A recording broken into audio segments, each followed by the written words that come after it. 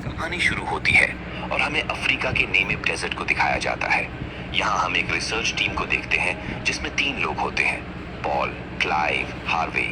खैर यहाँ क्लाइव बाकी दोनों को बताता है कि उसे एक लोकेशन के बारे में पता चला है और उसकी मशीन की रीडिंग के अकॉर्डिंग वहाँ एक वॉल्केनो पाइप हो सकता है। क्लाइव कहने लगता है कि हमें वहाँ हीरे यानी डायमंड भी मिल सकते हैं। अब उनका काम ही था डेजर्ट में कीमती चीजों को ढूंढना। खैर अगले सीन में वो तीनों उस लोकेशन पर जाने लगते हैं। पॉल वो लोकेशन देखने में काफी अजीब लगती है क्योंकि उसे वहाँ डेजर्ट में लगे हुए कुछ डंडे दिखाई देते हैं। साथ ही उन डंडों के ऊपर एक अजीब तरह का मास्क भी लगा हुआ था। आगे जाने पर उन्हें एक काफी बड़ा पत्थर दिखाई देता है। अब पॉल जैसे ही पत्थर का सैंपल लेने के लिए उस पर हथौड़े से अटैक करता है। हम देखते हैं कि वो पत्थर अंदर से खोखला है और वो हथौड़े से आसानी से टूट रहा है। पॉल उसके अंदर देखने लगता है, तभी उस पत्थर के अंदर से एक क्रीचर उस पर हमला कर देता है और उसे मार डालता है। सीन यहाँ से शिफ्ट होता है और हम कोलंबिया सिटी में एक लैब को देखते हैं जहाँ डॉक्टर जैक अपनी सारे साइंटिस्ट के साथ एक टीम की मदद कर रहा होता है। वो टीम एक रूम में फंसी थी और उस रूम का टेम्परेचर बहुत तेजी से कम हो रहा था।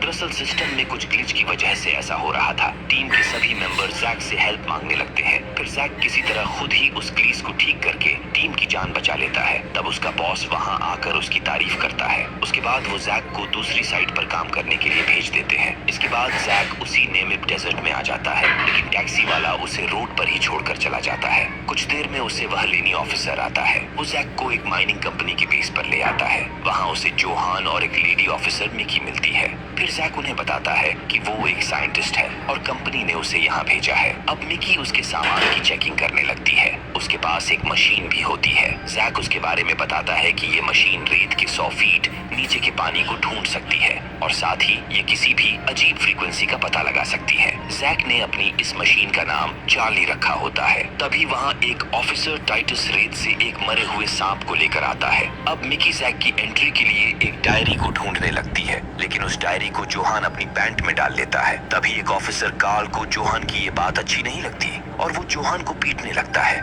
इसके बाद मिकी उससे डायरी ले लेती है। उसके बाद जैक सबके साथ मिलकर उसी टीम की तलाश में निकल जाता है। इस टीम को हमने मूवी की शुरुआत में देखा था। किसी को उस टीम के बारे में पता कि वो ठीक है या नहीं। खैर उन्होंने अपने ट्रक के ऊपर काफी सारा ओनिल रख लिया होता है क्योंकि उन्हें नहीं पता कि उन्हें कितने टाइम तक डेजर्ट में रहना पड़ेगा। उनके ट्रक ड्राइवर एक लेडी मैग्दा होती है। इसी बीच जाते वक्त टाइटस को एक बूढ़ा आदमी एक लॉकेट देता है और उस लॉकेट का चेहरा देखने में बिल्कुल वैसा था जैसा कि डेजर्ट में लगे अजीब डंडों पर था। डेजर्ट में काफी आगे जाने पर उन्हें पिछली टीम का ट्रक मिल जाता है। उन्हें ट्रक के पास ही 2 लोगों के कंकाल मिलते हैं। कार्ल उन बॉडीज को देखकर समझ जाता है कि ये क्लाइव और पॉल की है। मिकी कहती है कि इनकी मौत तो अभी 7 घंटे पहले ही हुई है, तो इतनी जल्दी इनकी बॉडी कंकाल में कैसे बदल गई। वो इन्वेस्टिगेशन के लिए पुलिस को कॉल करने को कहती है। तभी कार्ल कहने लगता है कि ये काम जरूर हार्वी ने किया है क्योंकि वहाँ उनके सामने हार्वी की बॉडी नहीं थी। तभी टाइटस उन्हें अपने पास बुलाकर कुछ दिखाने लगता है। उसे वहाँ किसी के चलने के पैरों के निशान मिलते हैं। अब वो उन निशानों का पीछा करने लगते हैं। उन्हें लग रहा था कि ये निशान हार्वी के होंगे।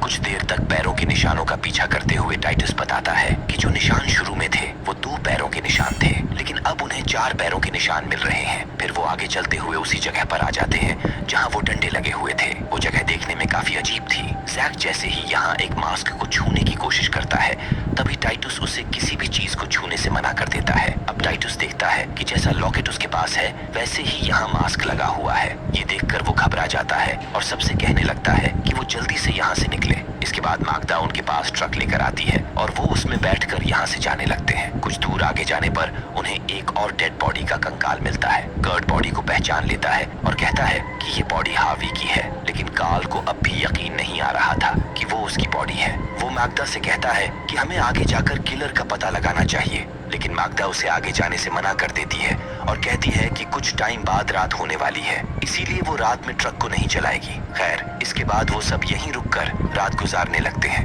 लेकिन जैक को अभी नींद नहीं आ रही थी। वो अपनी आज के दिन की यादों को याद करने लगता है। फिर वो एक बॉक्स लेकर उसे स्केटबोर्ड बना लेता है और अकेला ही रेत पर से फिसलने लगता है। उसे ऐसा करते हुए मिकी देख रही थी। वो उसकी मशीन को उसके पास लाती है और कहती है कि ये काफी टाइम से बीपिंग यानी आवाज कर रही है। जैक मशीन को देखता है और बताता है कि शायद ये यहाँ चलने वाली ठंडी हवाओं की वजह से हो रहा है। खैर, यहाँ मिकी उसकी क्लोज आने लगती है और वो एक दूसरे के साथ बातें करने लगते हैं। कुछ देर बाद मिकी ट्रक में सोने चली जाती है, लेकिन जैक अभी बाहर ही था। तभी हम देखते हैं कि उस पर वही क्रीचर नजर रख रहा है। तभी अचानक उसकी मशीन में बीपिंग तेज होने लगती है, यानी उसने क्रीचर से आने वाली फ्रीक्वेंसी को पहचान लिया था। जैक को कुछ समझ नहीं आता कि ये ऐसा क्यों कर रही है। वो अपने आसपास चेक करता है, लेकिन उसे वहाँ कोई दिखाई नहीं देता। तभी अचानक से वो क्रीचर उसके सामने आ जाता है। जैक उसे देखकर बहुत डर जाता है और चिल्लाने लगता है। वो ट्रक के पास जाकर सबको जगाने लगता है और उनसे कहता है कि उसने अभी वहाँ कुछ अजीब चीज देखी है। कार्ल वहाँ देखता तो है, लेकिन वो क्रीचर वहाँ से चला गया था। अब कार्ल उससे कहता है कि शायद तुमने ड्रिंक कर ली है, इस वजह से तुम ऐसा कह रहे हो। इस पर जैक उससे कहता है कि उसने एक भालू जितनी बड़ी कोई चीज देखी। फिर कार्ल उससे कहता है कि ये अफ्रीका का डेजर्ट है और यहाँ जानवरों का दिखना एक आम बात है। इसके बाद मिकी बताती है कि उस डेड बॉडी की हड्डियां उस जगह से गायब हो गई है। अब कार्ल को जैक पर ही शक होने लगता है। उसे लगता है कि उसने ही हड्डियां कहीं छिपाई होंगी। जैक कहता है कि मैं एक साइंटिस्ट हूँ, मेरा काम केवल डेटा को कलेक्ट करना है और उसका पता लगाना, और वैसे भी मेरे पास हड्डियों का क्या काम। उसके बाद टाइटस उन्हें ईसी खुलू के बारे में बताने लगता है, जो कि रेत की रानी है। वो इस दुनिया में अकेली है और वही इंसानों की बॉडी से उनका मांस खींच लेती है और बचती है तो केवल हड्डियां। कार्ल को उसकी बातें बकवास लगती है। वो सबसे चलने को कहने लगता है। अभी जैक की मशीन में फिर से एक डायरेक्शन से फ्रीक्वेंसी आने लगती है। फिर कार्ल मैग्डा से उसी डायरेक्शन में ट्रक चलाने को कहने लगता है, लेकिन मैग्डा रात में चलने से साफ मना कर देती है। अब कार्ल गुस्से में ट्रक में आकर बैठ जाता है। सुबह होने पर वो निशानों का पीछा करते हुए आगे बढ़ते हैं। वो ट्रक से उतरकर निशानों को देखने लगते हैं। तभी कर्ट को कुछ दूर वहीं क्रीचर दिख जाता है। वो उसे देखकर काफी शॉक हो जाता है। फिर कार्ल एक स्नाइपर गन से उसे शूट कर देता है। उसके शूट करते ही वो नीचे गिरकर कहीं गायब हो जाता है। अब सब वहाँ जाकर देखते हैं, लेकिन उन्हें वह कुछ नहीं मिलता, पर उन्हें वह एक कंकाल मिल जाता है। ये वही कंकाल होता है जिस वो क्रीचर ट्रक के पास से उठा लाया था। फिर वह मैग्डा भी ट्रक लेकर पहुंच जाती है। खैर, कर्ट उस डेड बॉडी की हड्डियां उठाकर ट्रक में रख लेता है। अब जैक यहाँ टाइटस से पूछता है कि वो क्रीचर के बारे में और क्या जानता है। टाइटस बताता है कि काफी टाइम पहले वो अपने साथी के साथ यहाँ आया था। अचानक उसका साथी कहीं गायब हो गया और मुझे केवल उसका स्कल यानी खोपड़ी मिली। उसकी ये बातें सुनकर जैक घबराने लगता है। इसके बाद वो सब यहाँ से जाने लगते हैं, लेकिन तभी ट्रक के इंजन में से चिंगारी निकलने लगती है। सब जल्दी से ट्रक से बाहर निकल जाती है। माग्दा किसी तरह ट्रक में आग लगने से पहले उसे बुझा देती है। इसके बाद कर्ट ट्रक को देखने लगता है। वो कहता है कि इसे ठीक होने में एक हफ्ता लग सकता है। अब मिकी रेडियो से बेस पर कांटेक्ट करने की कोशिश करती है, लेकिन उसे सिग्नल नहीं मिलते। वो सभी यही रुकने का डिसाइड करते हैं। कुछ देर में उनके पास से एक हेलीकॉप्टर उड़ के जाता है, लेकिन वो इन्हें नहीं देख पाता। अब जैक काफी परेशान होने लगता है। तब माग्दा उसे बताती है कि कंपनी हमारे लिए एक ट्रक भेज देगी जब हमें डेजर्ट में 2 दिन हो जाएंगे। अब वो यहाँ पर अपना टेंट भी लगाने लगते हैं। दूसरी तरफ हम देखते हैं कि जोहान एक ट्रक लेकर उन्हें ढूंढने के लिए निकल गया है। अब रात में वो एक एक करके नजर रखने लगता है। कर्ट टाइटस के पास जाता है और उससे कहता है कि वो अब नजर रखे। फिर कर्ट एक जगह आकर सोने लगता है। तभी हम देखते हैं कि जैक की मशीन में फिर से बीपिंग स्टार्ट हो गई है, यानी वो क्रीचर उनके आसपास ही है। अब वो क्रीचर कर्ट की तरफ बढ़ने लगता है। टाइटस जैसे ही कर्ट को है, वो काफी डर जाता है, क्योंकि क्रीचर एक तरह की चींटियों के जरिए उस पर अटैक कर रहा था। कर्ट की बॉडी को वो खा रहा था। टाइटस ये देखकर डर जाता है और बाकियों को बुलाने लगता है। तभी चींटियां अब टाइटस के हाथ पर भी अटैक कर देती है। अब कार्ल वहां आकर उन पर गन से शूट करता है, लेकिन गोलियों का उस पर कोई असर नहीं होता। वो सब बचकर ट्रक में चढ़ जाते हैं। इसके बाद कार्ल ऑयल कैन लेकर उस पर ऑयल फेंकने लगता है। इसके बाद वो एक लाइटर से उन्हें जलाने की कोशिश करता है, लेकिन मैग्डा उसे ऐसा करने मना कर देती है, क्योंकि अगर यहाँ आग लगी तो उनके ट्रक पर रखा ऑयल ब्लास्ट हो जाएगा।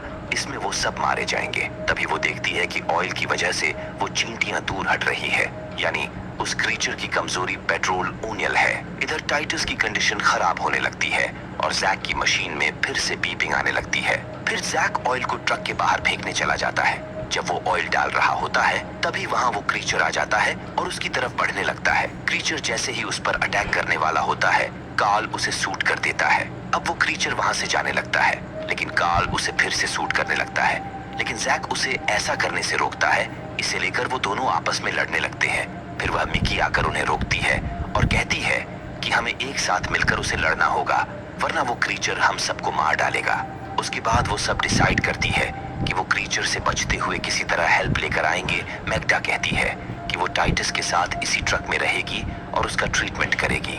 अब टाइटस उनसे कहने लगता है कि वो रेत की रानी अब बच्चों को ढूंढ रही है। खैर, अगली सुबह जैक, कार्ल और मिकी उन दोनों को ट्रक में छोड़कर हेल्प लेने के लिए जाने लगते हैं।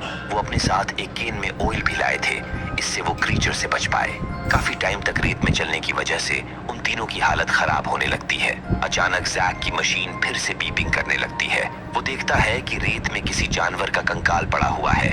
उस कंकाल पर कुछ चींटियां भी होती है। जैक उन चींटियों को देखकर बताता है कि इन चींटियों के पास फॉर्मिक एसिड है। ये एसिड बाकी एसिड से खतरनाक है और इसी एसिड से ये चींटियां लोगों को मार रही हैं। इसी बीच उनकी तरफ रेत का तूफान आने लगता है। तूफान काफी तेज था, इस वजह से वो तीनों एक दूसरे का हाथ पकड़े रहते हैं। तूफान जाने के बाद वो सब तो ठीक थे, लेकिन जैक की मशीन टूट जाती है और उनकी केन से काफी ऑयल भी बिखर जाता है। खैर, अब वो आगे जाने लगते हैं। कुछ देर में अब रात भी हो जाती है और वो एक जगह रुकने का डिसाइड करते हैं। वो तीनों अपने चारों तरफ ऑयल डालकर घेरा बना लेते हैं। इसके बाद वो तीनों एक पेड़ के पास बैठ जाते हैं, लेकिन वो यहाँ सोते नहीं, क्योंकि वो अगर यहाँ सोए तो ना पता कब वो क्रीचर यहाँ आ जाए।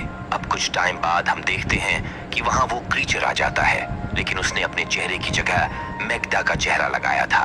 वो तीनों समझ जाते हैं कि क्रीचर ने टाइटस और मैग्डा को मार दिया होगा। वो क्रीचर उनकी तरफ बढ़ने लगता है, लेकिन ऑयल की वजह से वो उनके पास नहीं आ पाता। वो उन चींटियों की हेल्प से ही उन पर अटैक कर रहा था। खैर, अब वो वहां से चला जाता है। अगली सुबह उन्हें अपने पास रेडियो की आवाज लगती है। वो उसकी आवाज का पीछा करते हुए पॉल वाले ट्रक के पास पहुंच जाती है, जो मूवी की शुरुआत में दिखाया गया था। अब वो उसी पत्थर के पास आ जाते हैं। जैक अंदर जाकर उसे चेक करने लगता है। उसके पीछे पीछे वो दोनों भी आ जाते हैं। वो देखते हैं कि ये जगह उसी रानी क्रीचर इथिखुलू की है। जैक बताता है कि ये चींटियां डायनासोर के टाइम से पहले की है, यानी टाइटस ने जो भी कहा था वो बिल्कुल सच था। खैर, जोहान यहाँ पहुंच चुका था। वो यहाँ पड़ी हुई पॉल और क्लाइव की डेड बॉडी को देखने लगता है। फिर वो वहां से बाहर बुलाकर उन पर गन पॉइंट कर लेता है। वो उनसे बाकियों के बारे में पूछने लगता है। तीनों बता दें कि बाकी सब क्रीचर के हाथों मारे गए हैं, लेकिन जोहान को लग रहा था कि उन्होंने डायमंड चुराकर अपने पास रख लिया और बाकियों का मर्डर भी इन्होंने ही किया। इसके बाद जोहान उन तीनों को हथकड़ी पहनाकर ट्रक से वापस बेस पर ले जाने लगता है। इसी बीच कार्ल उस पर अटैक करके उसे बेहोश कर देता है। अब वो उसे ट्रक में बांध देते हैं। इसके बाद कार्ल और जैक मैप को देखने लगते हैं कि वो एसी खुलू को मारकर ही वापस जाएंगे। जैक बताता है कि एसी खुलू शायद अपनी एक कॉलोनी बना रही है, जिससे वो अपने जैसे और क्रीचर को पैदा करेगी। अब मिकी एक माइन के बारे में बताने लगती है जो काफी टाइम से बंद थी। उन्हें लगता है कि शायद वो एसी खुलू अपनी कॉलोनी वहीं बना रही होगी। कुछ टाइम बाद वो उस माइन तक पहुंच जाते हैं। वो यहाँ जोहान को ट्रक पर ही बंदा छोड़कर अंदर जाने लगते हैं। तभी कार्ल को उस ट्रक में रखे नाइट्रोजन मिलती है, जो कि एक लिक्विड एक्सपोजर था। इसे कार्ल अपने पास रख लेता है। उसके बाद वो धीरे धीरे माइन के अंदर जाने लगती है। तभी जैक को वहाँ एक जेनरेटर दिखाई देता है। वो किसी तरह उसके वायर को ठीक करके वहाँ की लाइट को शुरू कर देता है। खैर, अब वो तीनों माइन की ओर अंदर जाने लगते हैं। इसी बीच हम देखते हैं कि एसी खुलू भी यहाँ पहुंच चुकी है। कार्ल उसे देख लेता है और अकेले ही उसे मारने के लिए जाने लगता है, लेकिन उसे अकेले जाने से जैक और मिकी दोनों मना करते हैं। फिर वो क्रीचर उस पर एक लोहे की रोड गिरा देता है, जिससे कार्ल का पैर उसके नीचे फंस जाता है। अब वो क्रीचर उस पर अटैक करने ही वाला होता है, तभी जैक गन से फायर करके उसका ध्यान अपनी तरफ कर लेता है। अब वो जैक के पीछे पड़ जाता है। जैक जल्दी से भागता हुआ एक गड्ढे के पास आ जाता है। वो किसी तरह उस क्रीचर को उस गड्ढे में गिरा देता है। इधर मिकी कार्ल को रॉड के नीचे से बचा लेती है। कार्ल जैक को उसकी जान बचाने के लिए थैंक्स बोलने लगता है। तभी वो क्रीचर कार्ल का पैर पकड़कर उसे नीचे खींचने लगती है। जैक और मिकी उसे पकड़ने की काफी कोशिश करते हैं। फिर कार्ल अपने पास रखे नाइट्रोग्लिसरीन को लेकर खुद ही उस गड्ढे में गिर जाता है। तभी वहाँ एक केमिकल ब्लास्ट हो जाता है। जैक और मिकी उस ब्लास्ट से बचते हुए दूसरे हिस्से में आ जाते हैं। ब्लास्ट होने की वजह से वहाँ की दीवारें हिल जाती हैं। तभी उनकी नजर वहाँ रखे एक ककुन पर पड़ती है। जैक बताता है कि हो सकता है कि ये क्रीचर का ब्रेन हो। तभी हम देखते हैं कि चींटियों का झुंड उनकी तरफ अटैक करने के लिए बढ़ रहा है। फिर जैक अपने पास से एक चाकू लेकर उस ककून में मार देता है। इससे उस क्रीचर की अब मौत हो जाती है। माइन की दीवारें गिरने लगती है। वो दोनों किसी तरह उससे बाहर आए। बाहर आकर वो देखते हैं कि जोहान पर उस क्रीचर ने अटैक कर दिया था। जब वो तीनों माइन में गए थे तो उसके अटैक करने की वजह से जोहान की मौत हो चुकी थी। आगे सीन चेंज होता है और हम एक जगह को देखते हैं। ये वही जगह होती है जहां शुरू में टैक्सी वाला जैक को छोड़कर गया था। जैक अब इसी डेजर्ट के बेस पर रहने का डिसाइड करता है। कुछ देर में मिकी को लेने की टैक्सी आती है। अब वो अपने साथ कुछ सामान लेकर सिटी की तरफ जाने लगती है। वो जाते हुए जैक को वही लॉकेट देती है जिसे बूढ़े आदमी ने टाइटस को दिया था। इसके बाद वो यहाँ से जाती है। तभी हम देखते हैं कि जो वो सामान अपने साथ ले जा रही है उसके अंदर एसी खुलू का एक ककुन भी है। और इसी सस्पेंस के साथ ही मूवी यहीं